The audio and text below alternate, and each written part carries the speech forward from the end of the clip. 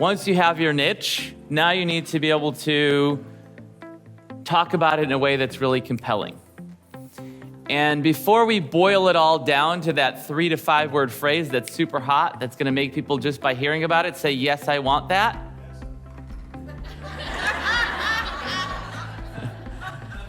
Before we do that, we wanna expand it out, okay? So we're gonna blow it up and then we're gonna shrink it down. So here's how we blow it up. What I want you to do right now, we're gonna take a few moments and write down pains, problems, challenges. Let's just start with pains, problems, and challenges. What are the people in your niche market, what are they suffering? How are they suffering? What's going on for them? Make a list, as big of a list as you can. Just brainstorm. You know, they've got this going on, they've got that going on, whatever's going on, right? I'll give you a quick example. Let's say you're coaching single men on dating. What are all the pains, problems, challenges that single men have about dating? Fear of rejection. Feeling lonely. What else? Fear of commitment. Maybe. Confidence. Finding the right one. Knowing where to meet people. No social skills. Social anxiety. Okay. Unattractive. Sure. Yeah. Why not? Unable to trust. Okay. So let's even get more situationally specific. What about like going out with friends and being the third wheel or the fifth wheel, hanging out with other couple friends? Yeah. How about that one? What about going to the movies alone? Eating alone? Yeah, isn't it sad? It's sad for them. I know for me, when I was single, it was like, you know, especially going out with friends who had like lots of couple friends. That was always frustrating. And then I'd go to seminars and I'd see couples at a seminar and they'd be holding hands and cuddling and I'd just be like, oh man, I want that. Have that longing, right? What about lack of sex? That sucks. So is like specific. So you want like general pains, loneliness, specific pains, being a third wheel on a date. I mean, not hanging out with friends and feeling like the third wheel or the fifth wheel, right? Going to the movies alone. Yeah, those kind of things. So get as specific as possible, whatever your niche is. All right, I'm gonna write this stuff down. Pains, problems, challenges, fears, and including irrational fears, because a lot of our fears, most fears aren't rational anyway, but a lot of them seem rational. Then you want to go to the positive side, the dreams, the desires, the fantasies. So the fantasy of many coaches is getting hired by a famous client who then just makes you famous and refers lots of clients, and you just get lots of clients without having to do anything. Who here has ever had that fantasy? So look around. Yeah. And one of our bigs actually lived that fantasy. Is Glenn in here? Yeah. Where's Glenn? There he is. Yeah. Glenn had that happen. That was awesome. So it was awesome for a while, and then it faded away, and now he's got to figure all the rest of this shit out because the fantasy is over. All right. So, so you guys get these? What are dreams? What do they want? The desires, fantasies? Okay. So the full spectrum, the positive side, you know, and the negative side of the experience. This is for what your clients are going through. What is their life like? What is a day in the life of your client or a week in the life of your client? What are they suffering from? What are they wanting? So just make a list, brainstorm, just go. Okay, Alan, tell us your niche and then read your list. My niche is business coaching for chiropractic practice owners. So Great. You have to own. Yeah, perfect. Mm-hmm. So among their fears and challenges are lack of clients, staffing issues, too much competition. Pause. Staffing issues. So whenever we can, whenever I hear something that is not specific enough, it's good, but it could be more specific. So you want to do is we want to take a sledgehammer and smash it up into several pieces. So we can take staffing issues, and now we could take, that could be like 10 problems in and of themselves, right? 10, what are the 10 or the 3 or whatever biggest staffing issues that chiropractors have? So great, just clarifying that we can take it to the next level. Yeah. Other things now, or the staffing issues? No, just keep going. Okay. In-office conflicts. Yeah, let's say, what are those specific? Right. Not right now, but Sure. keep going. Want more profits, want more money, more quality time off. I'm not a good practitioner. Ooh, self-doubts. I'm yeah. a failure. Nice. Those are specific. Good. Instead of just doubts, he's listing them specifically. Good. Can I go to dreams and? Yeah, go for it. So dreams are lifestyle oriented, specifically not necessarily in this order. Ideal partner, car, house on the hill. Gorgeous, loving, supportive family, healthy, long life, leaving a wonderful legacy of healing.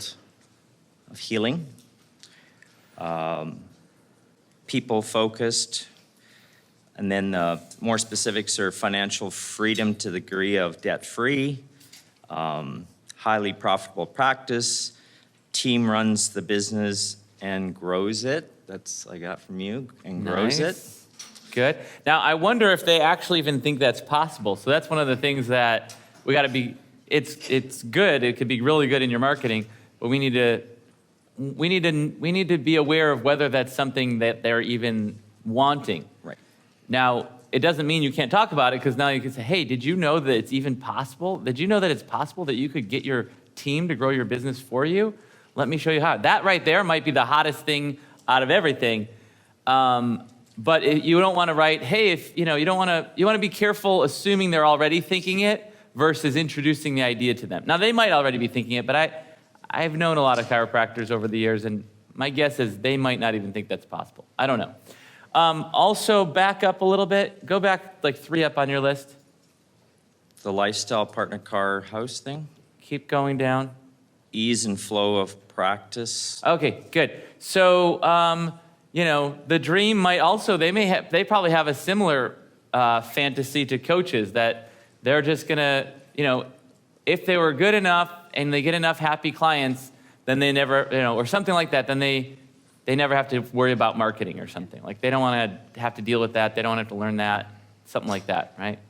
Right. Dread of marketing, confusion, not knowing where to start, not knowing where to go, not knowing what to do, sitting around in the office with a lot of time between patients, knowing that you should be using that time to grow your business, but not even knowing what to do.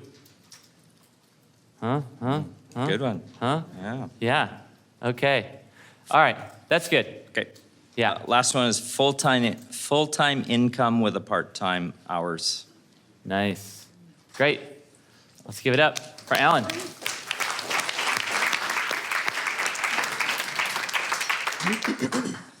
That one of having all this time between patients, sitting around in the office, that right there, that's next level, right? Because you're talking about exactly what they're going through in a specific situation that probably happens for them regularly, and you're speaking their language.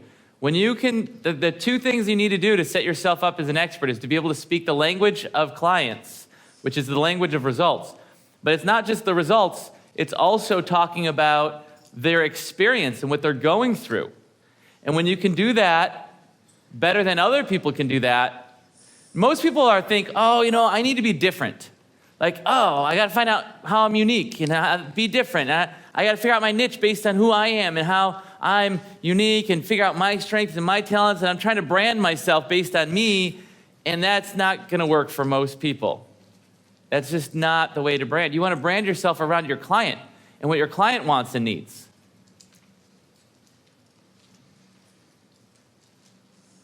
And so speaking their language, when you can speak their language clearer, remember how important clarity is? Clearer is way more important than, having all those other things, credentials and famous clients or testimonials. I know that stuff. Clarity is king or queen.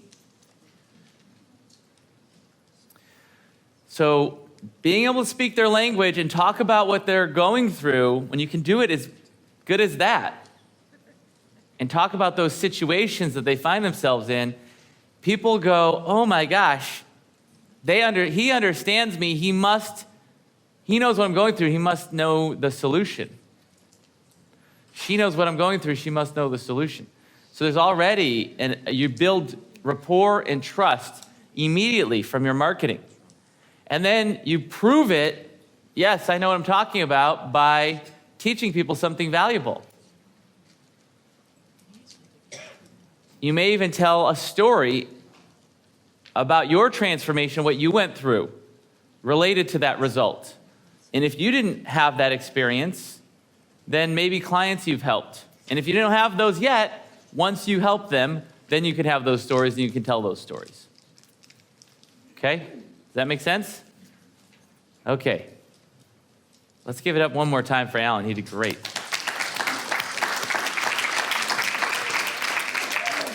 Yeah. Hope. I feel like a new person. I've got 3 pages. All right. Well, let's not do all 3. I know. Let's pick the highlights. I know, but I've been so stuck on the answer instead of the problem. And now I realize I know all this stuff already. Why am I worried? So my niche is medium to large size privately owned businesses.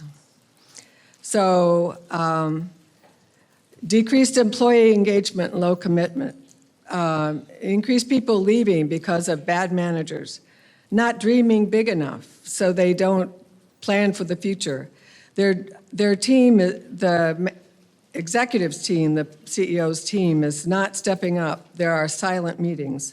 Loneliness, his or her loneliness, anxiety, needing to always have the answer and feeling like they don't. Marketing and apps not working together, so clients aren't well served. Let's take that one loneliness one. Yep. And let's talk about that a little more. Why are they lonely? I've worked with 24 CEOs. Every single one is terrifically lonely because they are at the top and they feel like they cannot share anything with people that aren't there's nobody at that same level. So of course, me being there is real nice because they can share with me. But they don't realize that the transparency that they can have with their executive team where transparency goes up, profitability goes up. And they're scared of that. They're scared of ever letting someone know that they might not know. And so they have to keep themselves, it's fear. They have to keep themselves silent. Okay. So, right. Yeah. So there's probably, that was a lot on loneliness. So if we can boil, not right now, but at some point, no apologies. We want to see if we can boil that down into some sort of a, kind of like the thing with Alan, like sitting around in between with lots of time between appointments, knowing you should be marketing and not knowing what to do. We want to we want to nail that kind of the thing. And maybe it's in loneliness, maybe it's somewhere else in your list. But if we can create those kinds of things, and maybe then it's not the loneliness. Maybe it's like fear of being found out. Right, that's really what it is. Are you worried that your executive team's going to discover that you don't have all the answers? Right. Something like that. Okay, what about on the positive side? Let's just get a couple of those. What's the fantasy for a CEO? Is this for a CEO or for the executives? Well, I work mainly with the CEO and executive. Perfect. Great. Because that whatever is there flows down into the whole company. You. So the CEO. What is the CEO? What's his fantasy for a CEO? Dreams and desires, you mean? Oh, yeah, all that or fantasy. Yeah, what do you think? What's Well- the biggest one, especially fantasy? Like, what would be the biggest dream or fantasy for the CEO, do you think? Okay, one is that everybody loves me and really enjoys working for me, so they stay here and Everybody loves me. enjoys Isn't it working now? for me. That's Yeah. really powerful. Everybody loves me. That's a good one. Okay. They What don't else? let themselves know that very often. And that they're going to be able to sell their company for a whole lot of money and have, Sell the company for a lot of money, so a And big have free time. cash out. Is that what it's called? Big cash out at the end, something like that. That might be part of the fantasy, or it's part of the dream. That might be a dream. I think I don't know if this is true, but I wonder if a lot of CEOs want to like become well known even outside of their company yeah, that's and great. be like a famous CEO Uh-huh. that other people might be like, oh, I want to Yeah, emulate. I want to be like your company. I want to be like that You. famous CEO. Maybe. Something to consider. Okay, that's good. Yep, Let's give it up for Hope. thanks. Okay, these are going to be the last two. Yes. Hi, I'm Lucy. And hold on a second. Are you guys learning? Yes. Are you guys seeing how maybe you can expand your list? Yes. You can tweak it, fine tune it? Okay. Hi, gang. I'm Lucy Dumas from right here in San Diego, just 33 blocks that way if we could fly over the hills. So, Nice. so I coach photographers who want to have amazing, profitable businesses doing what they love. The pain is they don't know how to find the clients that will pay their prices.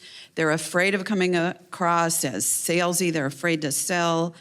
Their sales are low. They're insecure, lack business skills. They have big issues with balancing their life and homework and kids. And they might lack skills in photography or some of the other processes of the business. If this one's not on your list, add fear of talking about fees, fear of talking about money. Okay. Money talk fair. I'll do that. Tons of competition in our industry, so And fears that they can't stand out. That's great. Here's what I do when I come up with ideas for people. I pretend I'm that person.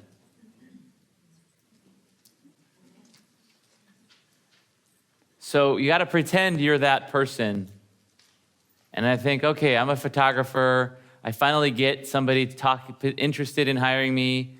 And then I'm worrying about like, I want to charge a lot, but I'm afraid that if I charge too much, they're going to say no and they're going to hire someone else. That one is, I would write that down. Huge. Right? Yeah. Then it's like, oh, I'm uncomfortable even talking about the money, or maybe they're going to try to negotiate with me. And I'm like, yeah, that makes me feel really weird inside. I wish I could just get the bookings and not have to deal with the money part of it. See how that happens? And I'm not a photographer, but you just pretend to be that person and you imagine what it's like, and then you start getting some ideas that'd be helpful. Okay. That's perfect because so many who jump in just do a shoot and burn model where they photograph and they hand you. You never get feedback, you're cheap, and it's easy, and they don't have to deal with what you just said. So thank you. That was awesome. And then fears of just failing, trying something and having it be a big fat failure. Yeah, that's another one too. People not liking your work. Yeah. Not liking yeah. your It's photos. huge. That's probably an insecurity. Like, oh, what if I'm not really that good of a photographer? Yeah, that's one of the biggest, yeah. Okay. And rejection, so I think it comes under what you just said. Yeah. They don't like the work, they don't like you, so let's Yeah. do the easy thing. I'm not gonna sit and have you see it, I'm just gonna send it to you, and you're gonna give me some money, and I don't have to confront all that, but they're broke. Right. Yeah. Great. What do you think the fantasy is? one of the fantasies is that they will just come up with some marketing things and then work will just come and they won't have to. Yeah, I think that's the fantasy for anything, for a lot of people in business. Not necessarily all businesses, but businesses where people really like what they do, but they don't necessarily like the growing of the business. So like a chiropractor, a coach, a photographer. I think the dream for photographers is they get a gig and everybody loves it so much, they tell everybody, and it leads to a million other bookings. Yes, Yeah. exactly. Dreams, some of them want a big, beautiful studio. Some want multiple studios. Oh, yeah, to have your own studio, maybe to even get your work in a gallery. Oh, they want to be famous, They want to definitely. be famous. Okay, great. Awesome. Let's And give to it quit their job and get out of the cubicle. Oh, yeah. Oh, my God. That one's huge, too. Quit your job. Let's give it up for Lucy. Awesome. You guys are nailing this. You guys are crushing it. Great job. Great job.